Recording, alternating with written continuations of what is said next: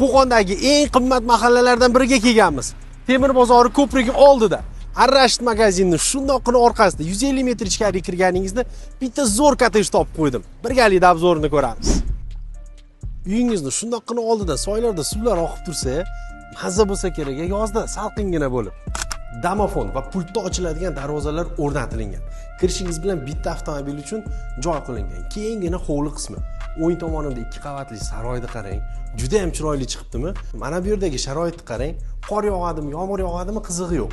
Stulni qo'yib, yozgi oshxonada ovqatlarni qilib, mazza qilib dam olishingiz mumkin. Buni ortida esa tashqari uchun alohida sanuzellar joylashgan. Birinchi qavatimizga ham kirib keldik. Kirishingiz bilan bir qarashda juda ham oddiy ranglar, lekin shunaqangi bagati ko'rinishni beryapti. Dizaynerning qo'li tekkanligi shundoqqina bilinib turibdi. Kirishingiz bilan o'ng qo'lda keyingina oshxonani ko'rishingiz mumkin. Oshxona orqali hovliga chiqishda alohida eshigi ham bor. Undan keyin umumiy sanuzel joylashgan. Bu yerda tahorat uchun ham hamma sharoitlar qilib qo'yilgan. Kattalar yotoqxonasiga bitta qarang. Hamma yo'g'i shunaqangi did bilan ishlangan. Birinchi qavatimizdagi eng so'nggi xona katta mehmonxona bo'ldi. Hovli tomondan ham alohida kirish eshigi mavjud. Gazni yonib turishini qaranglar. Kommunikatsiyadan umuman muammo yo'q. Ikkinchi qavatga chiqishdan oldin uni pastida joylashgan kotselxonaga bitta o'zingiz baho bering. Elektr shitlar, alohida boylerlar, hamma tizim mukammal qilingan.